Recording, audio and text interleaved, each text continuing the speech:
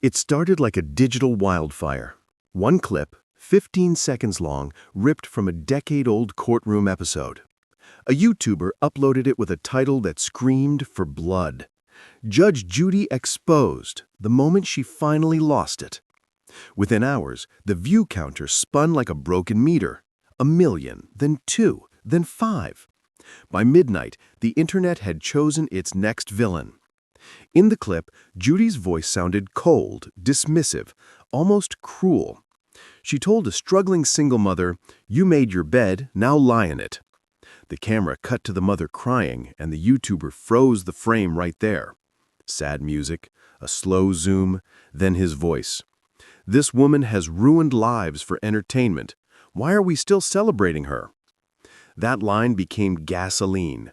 TikTok stitched it, Twitter quoted it, Reddit analyzed it. Everyone had an opinion, and no one cared about context. Influencers jumped in, reaction channels posted exposing Judge Judy thumbnails, and self-proclaimed moral crusaders built entire threads about how justice itself was corrupted by television fame. By sunrise, hashtags like "Cancel Judge Judy" and "Court of Shame" were trending globally. Sponsors panicked. A late-night host made a joke about retiring dinosaurs of TV justice. A network insider leaked that internal meetings were being held. It wasn't just entertainment anymore, it was war. And somewhere, behind the roar of millions of notifications, an 81-year-old woman sat in silence, sipping black coffee at her kitchen table. She'd been called many things in her life: strict, unyielding, fierce, but never heartless.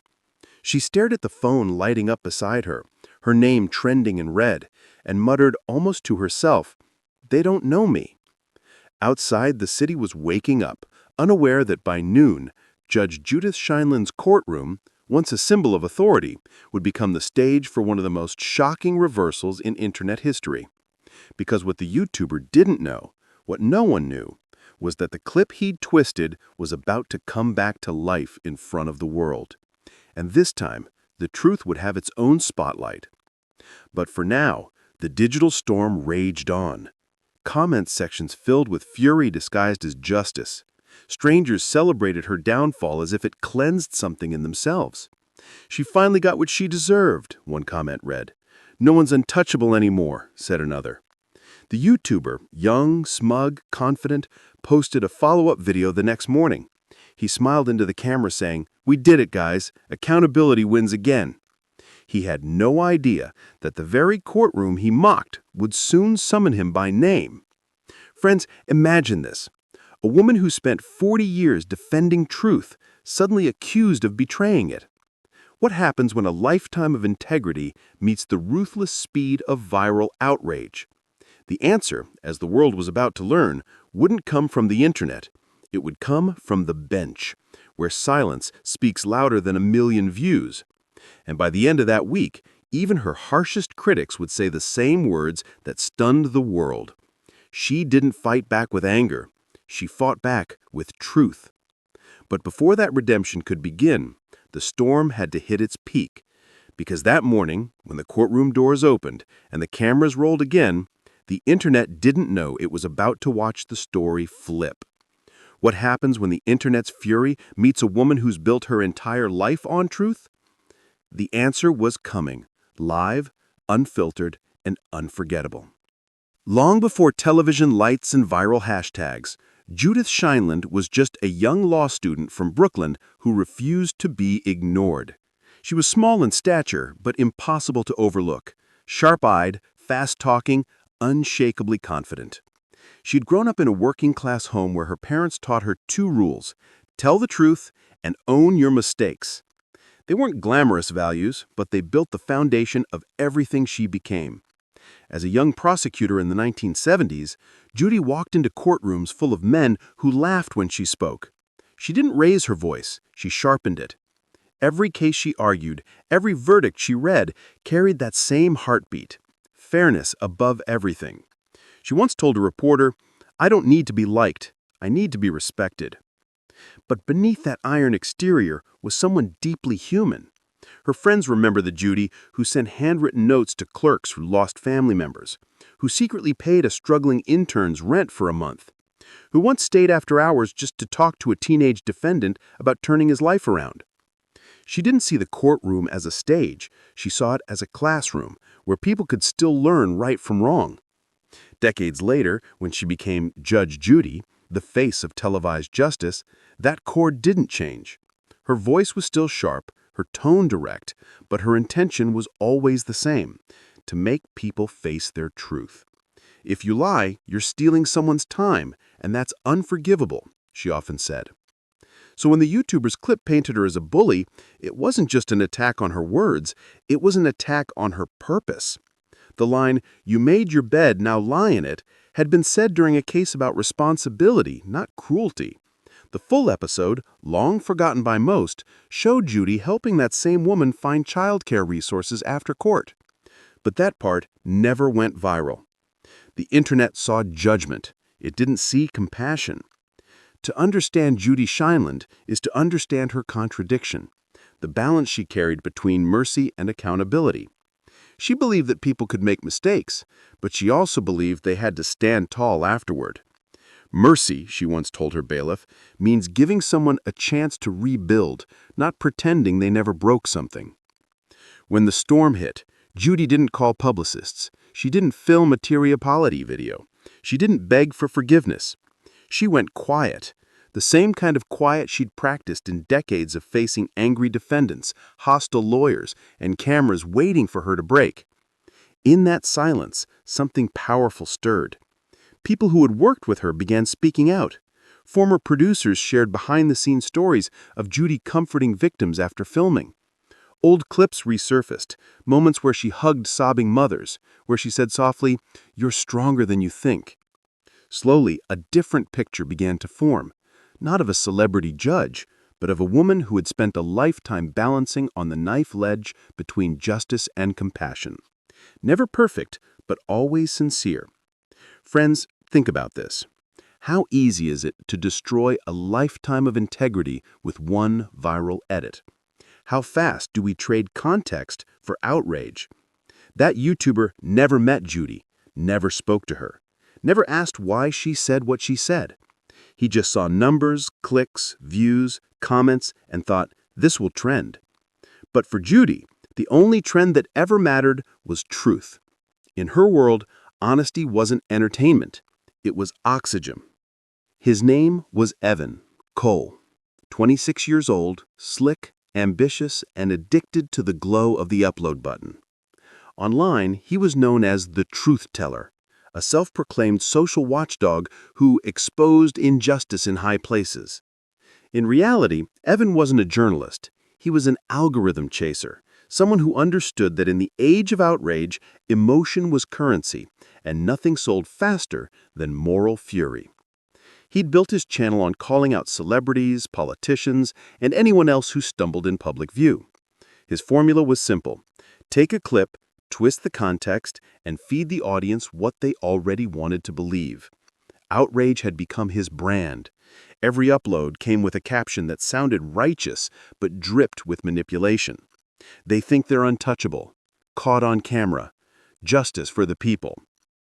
Evan wasn't evil, he was hungry. The internet had raised him to believe that truth wasn't about facts, it was about feelings. If people felt betrayed, then betrayal must have happened. And when he stumbled on that old episode of Judge Judy, he saw not a woman doing her job, but an opportunity wrapped in nostalgia and controversy. He scrubbed through hours of footage until he found the line, "You made your bed, now lie in it." He froze there, added slow music, dimmed the background. Then he overlaid a narration that sounded solemn, even moralistic. This is what happens when empathy dies in power. He uploaded the video and went to sleep. By morning, his phone had turned into a slot machine of validation. Notifications buzzed endlessly. Sponsors emailed him offers. Commenters hailed him as brave. His follower count doubled, then tripled. For the first time in his short career, Evan felt like he had struck gold. But what he didn't realize was that gold mined from lies always burns the hand that holds it. In the world of social media, outrage works like fire. It spreads fast, but leaves nothing standing. People who had never seen a full episode of Judge Judy shared his video as if it were evidence of cruelty. No one checked the source. No one questioned the timeline. They didn't want balance, they wanted confirmation. It was digital mob justice, and Evan was their conductor. Yet, even in his victory, cracks began to show. Deep in the comments, a few older fans of the show started pushing back. This isn't the full clip. She actually helped that woman later. Their words were buried under waves of angry replies, but Judy's quiet defenders didn't stop. They started posting the original episode, time-stamped, unedited. And that's when something inside Evan shifted. Not guilt, but fear. If Judy responded publicly, if networks released statements, the truth could unravel everything. His sponsorships, his credibility, his image as a hero. By the third day, it wasn't just a controversy. It was a cultural earthquake. What started as one YouTuber's exposé had turned into a full-blown digital trial. Twitter feeds burned like courtroom transcripts rewritten by strangers. Everyone had a verdict. Everyone had a torch. Clips of Judy's so-called cold moments filled every corner of the internet. Reaction channels stacked them into montages, cutting between her stern expressions and soft piano music designed to sting. Overnight, a career built over 5 decades was being torn apart by people who didn't even know her name before last week. Inside network offices, panic spread faster than the outrage. Executives held late-night calls, debating whether to suspend production. Sponsors demanded clarity before renewing contracts. One executive whispered, "She's too old to recover from this. The public wants blood, not explanations." Meanwhile, Judy stayed silent. No press releases, no statements, no interviews. She refused to feed the storm. Reporters camped outside her home, but she never stepped out to speak. When asked why, her longtime bailiff said simply, she believes truth doesn't need defense, just time.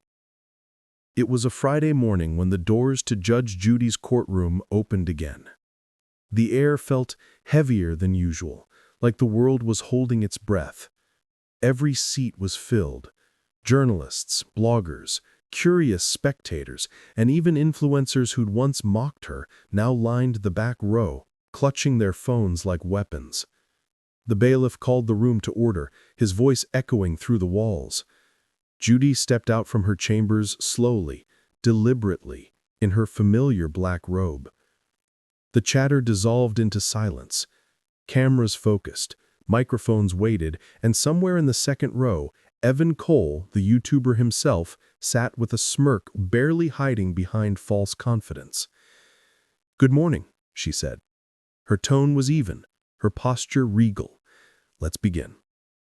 No theatrics, no outburst, just composure so unshakable it felt unnatural in a world addicted to drama. Then, as if by design, she paused mid-session. "Before we continue," she said, "there's a matter of public integrity that deserves this court's attention." The room stilled. Camera zoomed in. Evan shifted in his seat. She continued, "A video has circulated portraying this courtroom and myself in a misleading manner. It's been viewed millions of times. I have chosen not to respond in the media because in my world, justice does not live on the internet." The murmurs rippled. She motioned toward a clerk, who handed her a tablet. "For the record, this is the clip in question." The screen behind her lit up. The infamous edit began to play, her words cut, the crying woman frozen mid-tear, the manipulative soundtrack pulsing underneath. Then she clicked again. "And this," she said quietly, "is the original." The real clip rolled, uncut, unedited. Judy helping the woman find social services, guiding her to childcare support, telling her she deserved better days ahead. The courtroom went dead silent. When it ended, Judy set the tablet down and looked directly at Evan. "It's remarkable," she said softly, "how a lie can look so much like truth when you only show half the picture." The silence could have been cut with a knife. Every camera zoomed in on Evan. "Mr. Cole," she said, her voice steady but edged with quiet authority, "would you be so kind as to step forward?" He hesitated. Then, realizing hundreds of people and millions more watching online were waiting, he stood.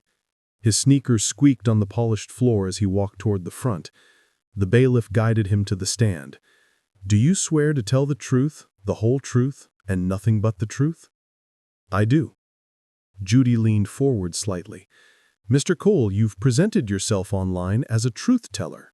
That's quite a title." He swallowed. "Yes, Your Honor." "Then tell us, what truth did you believe you were telling when you cut that video?" He stammered. I was just showing how you treated people." "Did you include that context?" "Not all of it." "Not all of it?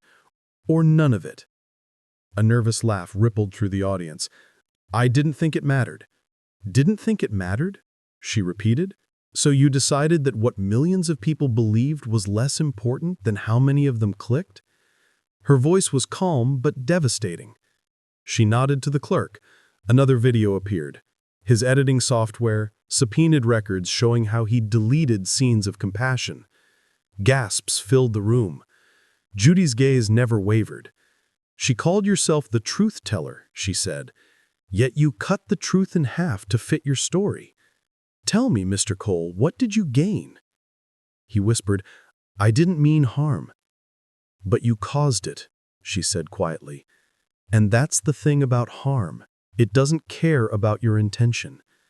Evan looked broken. He said, "I'm sorry." "The truth doesn't need defending," Judy replied. "It just needs time. And time has now spoken." Within hours, the footage leaked online.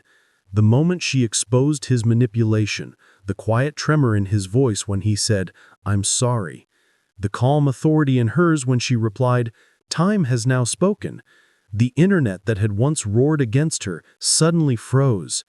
Comment sections that had been filled with hate turned into confessionals. "I was wrong. I can't believe we fell for that." Clips of Judy's composure spread faster than any lies ever did. By midnight, #apologize to Judge Judy overtook #cancel Judge Judy. Networks rewrote headlines. Sponsors returned, and Evan's empire crumbled. His followers turned on him. He posted a final message, voice trembling. He said, "I thought I was telling the truth, but I was only chasing it." Meanwhile, Judy didn't gloat. She didn't tweet. She simply went back to work. Friends, in a time when lies travel faster than light, this story reminded millions of something simple. The truth may move slowly, but it never stops moving. And when it arrives, it doesn't need to shout. It just stands there, undeniable. When the court reconvened the next morning, the crowd was larger than ever. Judy entered quietly, looked neither triumphant nor angry. "Yesterday," she began, "the world witnessed something powerful. Not my vindication, but a reminder. We live in a time where words can be cut, rearranged, and weaponized.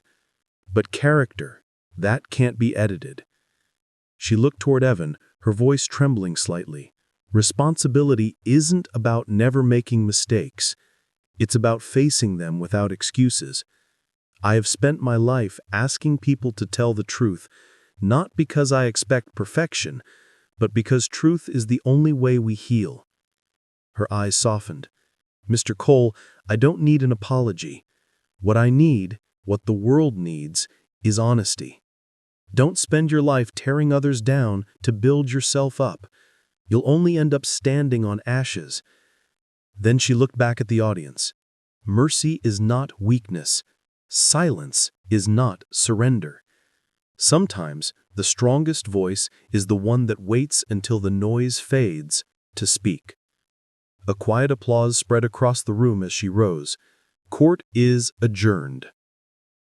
The video of that final moment spread faster than any scandal ever had. But this time, it wasn't outrage that fueled it. It was reverence. People didn't share it to attack or to judge. They shared it to remember what integrity looked like.